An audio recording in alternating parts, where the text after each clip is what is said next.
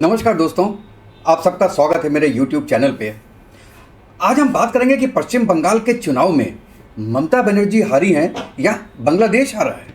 देखिए, लगता तो कुछ ऐसा ही है कि बांग्लादेश हारा है। मैं ऐसा क्यों बोल रहा हूँ? देखिए, बंगाल जो है वो सिर्फ एक स्टेट नहीं है, ये एक गेटवे है और इसीलिए बंगाल का इलेक्शन बहुत इंपॉर्टेंट हो जाता है। ये एक इंटरसेक्ट है किसका? नॉर्थ ईस्ट की कनेक्टिविटी का, बे ऑफ बंगाल के एसेस का, बॉर्डर इकोनॉमिक्स का। ये कैसे है मैं आपको बताऊंगा। माइग्रेशन फ्लो का, और दोनों में वेस्ट बंगाल और आपका बांग्लादेश दोनों में रिलीजियस इन्फ्लुएंस के कॉरिडोर का, ये यहाँ पे ये सब इंटरसेक्ट करते हैं।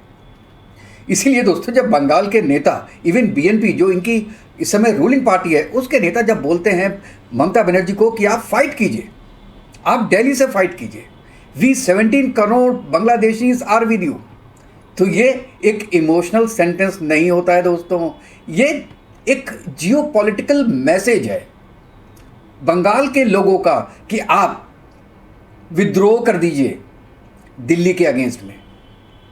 और इससे क्या होगा कि जो पूरा एक दिल्ली के अगेंस्ट में जो इकोसिस्टम है वो मजबूत होगा, और उससे क्या होगा, बॉर्डर पे जो रेडिकल नेटवर्क फायदा उठाते हैं, वो चाहे आईएसआई हो, पाकिस्तान है, सीआईए है, चाइना की यूनिट्स हैं, और बांग्लादेश की अपनी जो एजेंसीज हैं, वो फायदा उठा पाए बड़े पोरस बॉर्डर का इंडिया और बांग्लादेश के।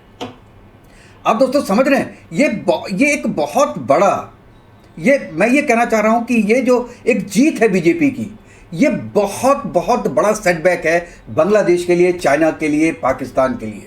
और इसीलिए जैसे ही ममता बनर्जी हारी हैं, पाकिस्तान का होम मिनिस्टर, जिन्हें वहाँ इंटीरियर मिनिस्टर बोला जाता है, मोहसिन नकवी, वो 3 दिन के दौरे पे आईएसआई के लोगों के साथ और इवन लश्कर तैयबा के 5 या 6 लोगों के साथ वो बैठा हुआ है बांग्लादेश में। चाइना की टीम भी आके बैठी है बांग्लादेश में। अब क्या होगा? क्योंकि आपको पता होगा, आसिम मुनीर ने पहले ही बोला था कि इस बार जो हम अटैक करेंगे वो ईस्टर्न बॉर्डर से करेंगे। तो ईस्टर्न बॉर्डर पे क्यों? इसलिए क्योंकि वहाँ पे ममता बनर्जी है। मैं ममता बनर्जी को डायरेक्ट इन्वॉल्व नहीं कर रहा हूँ एक बॉर्डर डिस्प्यूट पे, लेकिन हाँ, उनका जो अपीसमेंट था मुस्लिम्स के प्रति, वो उनको ढीला करता था लड़ाई करने में बांग्लादेशियों के साथ, कि आप इन्फिल्ट्रेशन नहीं कर सकते बांग्लादेश से। यहाँ पे एक उनका वीक पॉइंट था जिसका फ़ायदा उठाया था हमारे जो निगेटिव फोर्सेस हैं जो बांग्लादेश में और आईएसआई में। तो मैं ये कह रहा हूँ कि ये जो जीत है बीजेपी की, ये बहुत बड़ी एक जियोपॉलिटिकल शिफ्ट थी। और इसकी जो 2007 सीटों से इन्होंने सिर्फ ममता बनर्जी को नहीं हराया है, उन्होंने ढाका के उस सेफ जोन को भी तबाह कर दिया जो पिछले 15 सालों से भारत विरोधी ताकतों को पनाह दे रहा था। मैं तो कहता हूं 15 साल प्लस उसके पहले 30 साल लेफ्ट और उसके पहले 25 साल कांग्रेस, आप तीनों को जोड़ दीजिए, 70 और 15, बाप रे कितने साल हो गए। तो इतने सालों से एक तरीके से देखा जाए तो शोषण हो रहा था पूरे वेस्ट बंगाल का, या इंडिया का थ्रू वेस्ट बंगाल। अब देखिए, ये बात मैं हवा में नहीं कर रहा हूं। रॉयटर्स और वॉल स्ट्रीट जर्नल की जो रिपोर्ट्स हैं वो बिल्कुल साफ कह रही हैं कि ढाका में आज के दिन खौफ का माहौल है। क्यों? क्योंकि अब दिल्ली और कलकत्ता में एक ही पार्टी की गवर्नमेंट आ गई है, मतलब डबल इंजन की ताकत आ गई है। और आपको पता है दोस्तों, जो इंटरनल मैसेज हैं, इंटरनल लीक्स हैं, उसके अनुसार जो घुसपैठिए हैं बांग्लादेश से, उनकी संख्या क्या है, आप हैरान रह जाएंगे। एक बार सोच के देखिए, पूरे बांग्लादेश की पॉपुलेशन है 18 करोड़, और जो इंडिया में बांग्लादेशी हैं उनकी संख्या है 6 करोड़। मतलब हर 4 में से 3 बांग्लादेशी अगर बांग्लादेश में है तो 4 में से 1 हिंदुस्तान में है, 1:3। तो ये आप एक चीज देखिए। और सुनिए, अब मैं आपको बताना जा रहा हूं कि बांग्लादेश क्यों डरा हुआ है और क्या क्या सच्चाई है इसमें, इसके बारे में बताएंगे। सबसे पहले क्या है, एंड ऑफ बफर। जैसे मैंने बताया, एक बफर खत्म हो गया। जब तक ममता दीदी की सरकार थी तब से क्या होता था कि दिल्ली में जो फैसले होते थे उसमें रुकावटें आती थी। अब जो ममता दीदी को एक ढाल मिली वो खत्म हो गई। अब जो पहले अपने मन से काम करती थी, अब क्या है, वहां बीजेपी सरकार आ गई। तो जैसे बांग्लादेश शुरू में जैसे भी करता था, अपने मन से काम करता था, वो अब नहीं कर पाएगा। मतलब वहां पे आईएसआई का और चाइना का से कम हो गया। पहले देखिए एनआरसी और सीए का एग्जीक्यूशन थोड़ा मुश्किल था, अब वो बहुत आसान हो जाएगा और ये असली चीज होगी घुसपैठियों की। और बांग्लादेश को केवल प्रॉब्लम यही है कि भैया अगर 6 करोड़ लोग में से 1 करोड़ आदमी भी अगर इंडिया ने बांग्लादेश ने वापस भेज दिया तो बांग्लादेश का क्या होगा? खाने के लाले हो जाएंगे। अभी भी इतनी प्रॉब्लम हो रही है। इंडिया के साथ पंगे अलग, दंगे अलग। और जो अपने आकाओं को उन्होंने एक भरोसा दे रखा था कि यहाँ पे तो ममता दीदी हैं, जो हम चाहेंगे वो होगा, वो अब नहीं होगा। उससे क्या होगा कि जो घुसपैठिए हैं, एक तो यह है कि आप जानते हैं एक और बात, पिछले 3 दिन में 3 लाख घुसपैठिए खुद छोड़ के चले गए, बांग्लादेश में घुस गए। 3 लाख। शायद मुझे लगता है कि वो ये वेट कर रहे होंगे यार 2-3 मिनट में ये प्रॉब्लम सॉल्व हो जाएगी, फिर हम वापस आ जाएंगे मे बी। और जो इंडिया जो बाढ़ लगा रहा है, वो अमित शाह जी ने बोला है कि विदिन 45 डेज लगा देगा। जितना भी लगा देगा फिर भी 100% तो नहीं हो सकता ना। 4000 किलोमीटर की पूरा बाउंड्री वॉल है, तो कोस्ट लाइन 4000 की अगर है तो it is very very difficult कि आप पूरा 4000 का जो देश के बीच में जो एक लाइन है उसको आप कवर कर सकें। It's very difficult. तो घुसपैठिए तो आपको कम करने पड़ेंगे और उसके लिए आपको अलग अलग तरीकों से उसको रोकना पड़ेगा। और जैसे अभी हुआ 2 दिन पहले बीएसएफ ने 2 घुसपैठियों को गोली मार दी। अगर ऐसा नहीं करेंगे तो जो इन्फिल्ट्रेशन है वो कम नहीं होगा। और ये गवर्नमेंट भी ये बात जानती है, बांग्लादेश की गवर्नमेंट भी ये बात जानती है। इसलिए बांग्लादेश का जो नया प्राइम मिनिस्टर है रहमान, उसने एक लेटर लिखा है मोदी जी को कि आपका बीएसएफ, हम आपसे अच्छा संबंध रखना चाहते हैं, लेकिन अगर हमारा बॉर्डर खून से रंगेगा तो हमको रिएक्ट करना पड़ेगा। अरे अपने घुसपैठिए रोको ना यार। तुम तो चाहते हो कि वहां से जाएं लोग, 18 करोड़ में से 2-3 करोड़ और निकल जाएं, हिंदुस्तान में घुस जाएं। तो अगर इंडिया ने ऐसा नहीं किया तो मुश्किल हो जाएगा। क्योंकि देखिए ऑफिशियली भी इंडिया ने 2436 लोगों को वापस भेजा है। बाकी लोग तो खुद अपने 2 लोग खुद गए, लेकिन इनको ऑफिशियली किया है। इसको कहते हैं पुश इन ऑपरेशंस। ये 2025 की मैं बता रहा हूं, 2436। अब 2026 में ये संख्या लाखों की हो जाएगी। बांग्लादेश क्या करेगा? चलिए, और उनको एक प्रॉब्लम क्या है, तीस्ता वाटर पैक्ट। अब क्या है कि पूरे जो है वो बंगाल में, उत्तरी बंगाल में जिसे कहते हैं कि भाजपा की पकड़ लगभग पक्की हो गई है। अब क्या होगा, अगर बांग्लादेश ने यहां पंगा लेना शुरू किया तो यहां पे 100% कंट्रोल ले लेगा भारत। ओपन आ जाओ। ये भी एक प्रॉब्लम हो जाएगी बांग्लादेश की। फेंसिंग की बात मैंने आपको बताई कि कितनी फेंसिंग हो सकती है, कितनी नहीं हो सकती है। और ये तो कहते हैं कि इस बार जो दीवार बनेगी वो लोहे की दीवार बना देंगे पूरी। देख लेना यार, लोहा ना चुरा के ले जाएं बांग्लादेशी। अच्छा, अगर बांग्लादेश और इंडिया के बीच में कोई प्रॉब्लम हुई तो उससे क्या होगा, टेक्सटाइल राइवलरी भी होगी।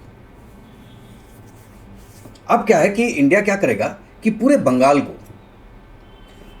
बंगाल को बांग्लादेश की जो गारमेंट इंडस्ट्री है उसके अगेंस्ट में खड़ा करने की कोशिश करेगा। जो पहले कंपटीशन नहीं था, अब वो कंपटीशन हो जाएगा। पहले क्या होता था, हिंदुओं की इतनी हत्याएं हुई बांग्लादेश में, बंगाल चुप रहा। देखिए बंगाल इंपॉर्टेंट इसलिए है क्योंकि बॉर्डर पर है, इसलिए बंगाल का रिएक्ट करना बहुत इंपॉर्टेंट है दिल्ली के रिएक्ट करने से ज्यादा। अब क्या होगा कि अगर वहां पे हिंदुओं पे अत्याचार हुआ तो यहां पर छोड़ेगा नहीं हिंदुस्तान, और यहां से आवाजें उठेंगी, बांग्लादेश के अगेंस्ट में आवाजें उठेंगी। और जब बांग्लादेश के अगेंस्ट में आवाजें उठेंगी तो यहां पे जो बांग्लादेशी हैं उन पे और जोर आएगा। और प्रेशर आएगा कि आप यहां से बाहर जाइए। अच्छा, इतनी चीजें तो ये हो गई। दूसरा, बांग्लादेश बंगाल को अपना हिस्सा मानता है एक तरीके से। वो कहता है जी दोनों की जो है यहाँ पे 30% मुस्लिम है, तो बेसिकली क्या है। अच्छा, बॉर्डर एरियाज जो हैं, जो बंगाल के बॉर्डर एरियाज हैं जो बांग्लादेश से मिलते हैं, वो ज़्यादातर मुस्लिम प्रभुत्व देश हैं। वहाँ पे जो ज़्यादा पॉपुलेशन है वो मुसलमानों की है। तो उनको लगता था ये हमारा घर है, आराम से आ जाओ अंदर इंडिया में। तो पहले जो आपसे टकराएंगे वो मुसलमान टकराएंगे। वहाँ पे इनके अपने एजेंट्स होते थे। उनके एजेंट्स क्या करते थे, अपना जो उनका राशन कार्ड बनवाना है या वोटर आईडी कार्ड बनवाना है या कोई डॉक्यूमेंट्स इंडिया के बनवाने हैं, वो वहाँ पे बन जाते थे। अब इंडिया एक एक आदमी को खोजेगी कि ये काम कर कौन रहा है। यहाँ से भी ये प्रॉब्लम शुरू होगी। मतलब बंगाल और बांग्लादेश एक तरीके से कट गया।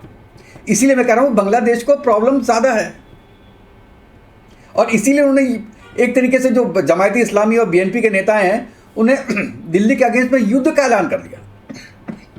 वो कहते हैं जी बंगाल वाले साथ है, आप लड़ाई करो हिंदुस्तान से, हम आपके साथ हैं, 17 करोड़ लोग आपके साथ हैं, stage a war against India. तो ये एक तरीके से पहले ये सोचते थे कि बंगाल को एक बांग्लादेश, ग्रेटर बांग्लादेश बना देंगे। ये सोचते थे कि भारत से अलग हो गए, वो ग्रेटर बांग्लादेश बन जाएगा। अब ये सीधे सीधे उसका उलट हो गया। जो हिंदुस्तानी मुसलमानों को वो देशद्रोह का पाठ पढ़ा रहे थे, उसमें छिन्न भिन्न हो गया। अब मुझे पता नहीं कि कितने % बंगाल के मुस्लिम्स ने बीजेपी को वोट दिया, लेकिन कुछ ने तो ज़रूर दिया होगा। मैं कहता हूँ 1% ने भी दिया हुआ तो पहले से 0.1% है, तो 1% ज़्यादा है ना। कुछ लोग आगे भी जो बीजेपी अच्छा काम करेगी तो उनके साथ जुड़ेंगे, और अगर बीजेपी के साथ एक नेशनलिस्ट पार्टी के साथ अगर वो जुड़ेंगे तो मतलब बांग्लादेश से वो दूर जुड़ जाएंगे। और उससे क्या होगा कि जो इनका एक मास्टरमाइंड आईएसआई है वो कमज़ोर पड़ेगा। चाइना जो चाहता है बांग्लादेश के थ्रू इंडिया में अराजकता फैलाए, या CIA भी चाहता है कि इंडिया में अराजकता फैले, उसमें प्रॉब्लम आएगी। क्योंकि वेस्टर्न बॉर्डर तो आपका बंद है, पैक्ड है। ईस्टर्न बॉर्डर ज़्यादा पोरस था, अब वो भी पोरस नहीं रह जाएगा। तो दोस्तों, ये जो 2026 की जीत है बीजेपी की वेस्ट बंगाल में, वो मैं ये बार बार कहता हूं कि ये बीजेपी की जीत नहीं है। ये एक तो ममता की हार है, हिंदुत्व की जीत है, और दूसरा पूरे इंडिया की जीत है। आपके दिन बहुत कठिन होने वाले हैं। अभी तो आप देखिएगा, अभी तो खेला शुरू हुआ है। अभी कुछ आतंकवादी घटनाएं होंगी बांग्लादेश में, आपको संभालना पड़ेगा। बांग्लादेश में नहीं, यहाँ आपके वेस्ट बंगाल में उनको संभालना पड़ेगा। पूरे वेस्ट बंगाल को दूसरा कश्मीर बनाने की कोशिश करेंगे। पंजाब की तरह आतंकवादी घटनाएं करेंगे, जिससे कि ये तीनों, पूरा पंजाब देखिए, अभी आपने देखा कि अमृतसर में भी एक अटैक हुआ है, बॉम्ब ब्लास्ट हुआ है, वहाँ पे भी शुरुआत की, कश्मीर में भी शुरुआत हुई, और साथ में वेस्ट बंगाल में भी शुरुआत अब होगी। इस तरह की घटनाएं, आतंकी घटनाएं नहीं होती थी क्योंकि ममता थी। वो खुद कहती थी आ जाओ आ जाओ आ जाओ, इधर आ जाओ, इधर आ जाओ, सब लोग आ जाओ यहाँ पर। 6 करोड़ लोगों को घुसा लिया हिंदुस्तान में, क्योंकि वो वोट देते थे ममता को। और अब जब ममता नहीं है तो ये घटनाएं कुछ होंगी, जिनको इंडियन एजेंसीज जो हैं उनको रोकना पड़ेगा। बहुत टफ टाइम अहेड है इंडिया के लिए, बीजेपी के लिए और बीजेपी गवर्नमेंट के लिए। और मैं तो कहता हूँ ये जो नए चीफ मिनिस्टर हैं शुवेंदु अधिकारी, उनके लिए भी चैलेंज होगा।